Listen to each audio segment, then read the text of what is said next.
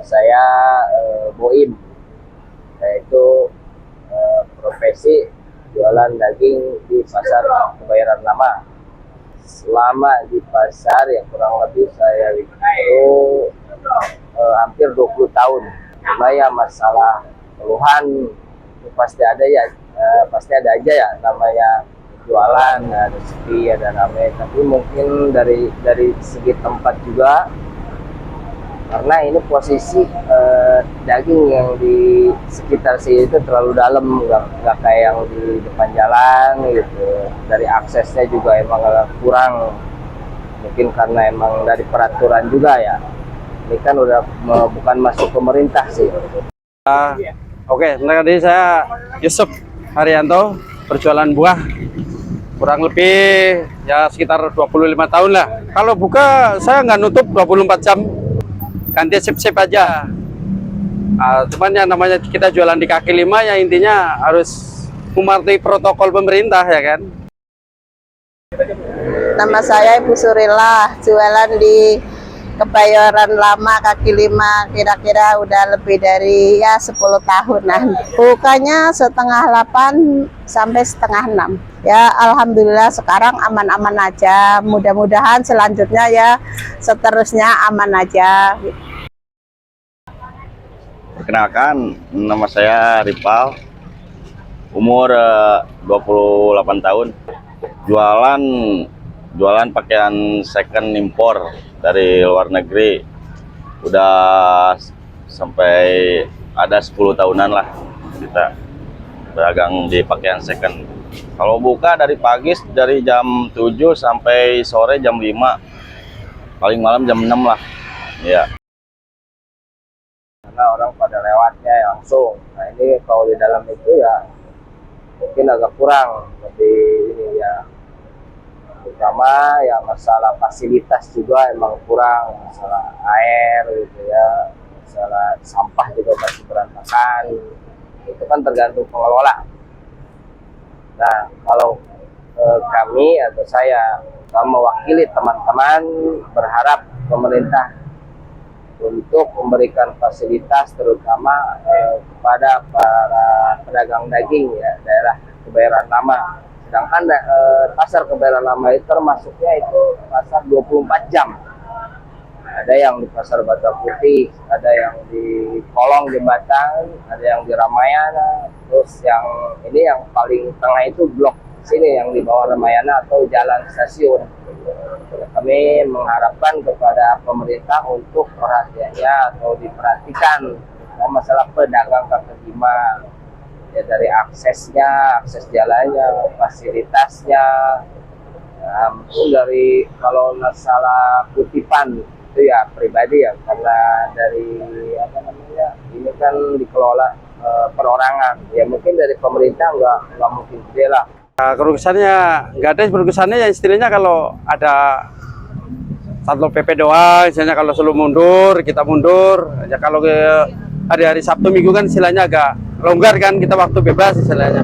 Kalau Sabtu Minggu, Sabtu sampai Jumat kita harus mundur dagangnya. Jadi nggak netap gitu. Ya kalau untuk ngeluh sih ya beginilah udah biasa. Kalau namanya orang dagang mungkin kalau untuk sepi dan ramai udah kebiasaan ya, gitu aja. Ya pengennya gimana ya, barang-barang impor itu bisa apa ya, di sama pemerintah jangan sampai ditutup gitu. Kayak kemarin kan sampai mau ditutup sama pemerintah. Sama pemerintah itu dari fasilitas segala apa namanya, segala tempat atau jalannya ya mungkin diperhatikan mungkin.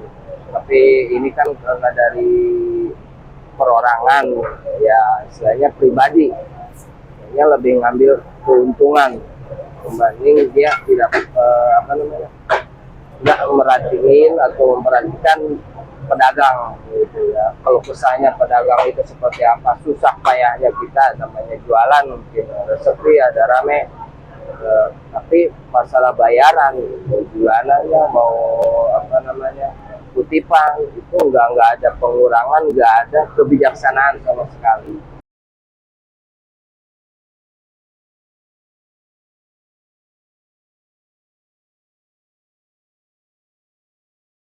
Pengennya lebih rame apa, terus jangan sampai ditutup lah barang begini, biarkan yang barang begini membantu orang-orang yang seperti kita gitu.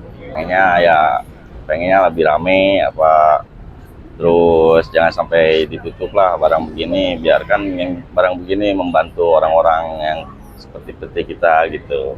Kalau dari tempat ya pengennya sih bisa mas, namanya orang kita di pinggir jalan kan resikonya kan berat. Kalau ada ya tempat yang layak, istilahnya agak murah, otomatis orang ya pasti mau lah. Kalau tempatnya kita kios-kios mahal, ya otomatis orang nggak mau. Intinya kan itu. Pemerintah nyediain tempat yang ibaratnya layak dihuni, terus murah, insya Allah ya orang-orang pasti mau. Pengen pemerintah begitu supaya biar aman, karena kan risiko jalan di pinggir jalan juga risikonya besar. Ya, kedepannya biar semakin maju, semakin damai, begitu aja, semakin menyenangkan dah.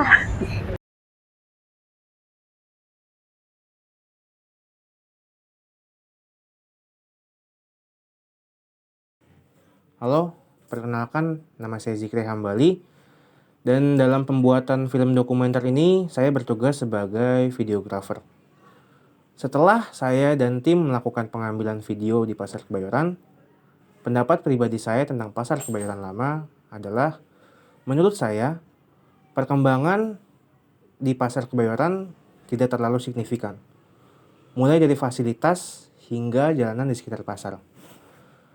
Saya sendiri cukup sering berinteraksi dengan Pasar Kebayoran, baik itu mengunjungi maupun hanya sekedar lewat saja. Karena memang rumah saya cukup dekat dengan Pasar Kebayoran.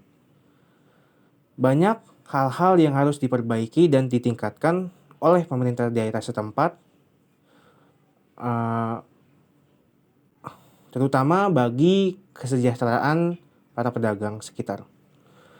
Ada salah satu pedagang yang mengeluh tentang bagaimana dia tidak diberikan lahan dan oleh sebab itu dia harus dipindahkan di sekitar jalanan. Itu adalah salah satu dari banyaknya contoh tentang bagaimana kurangnya perhatian pemerintah daerah setempat terhadap perkembangan dan terhadap kesejahteraan bagi pedagang di Pasar Kebayoran. Assalamualaikum warahmatullahi wabarakatuh. Di sini saya Yazid. Di sini saya bertugas sebagai soundman. Tentunya pandangan saya untuk Pasar Kebayoran Lama setelah saya telusuri bersama tim. Adapun beberapa pedagang yang kami wawancarai di sana, tentunya bagaimana kondisi pasar-pasar yang ada di Jakarta maupun di luar Jakarta selalu identik dengan keramaian. Apalagi banyak mobil ataupun motor yang berlalu lalang sehingga menyebabkan kemacetan di depan Pasar Kebayoran tersebut. Terus anjing. Gak apa-apa, lanjut. Pasar Kebayoran tersebut.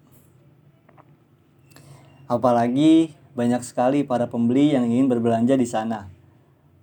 Jadi pandangan saya terhadap Pasar Kebayoran sangatlah ramai, baik di luar pasar maupun di dalam pasar.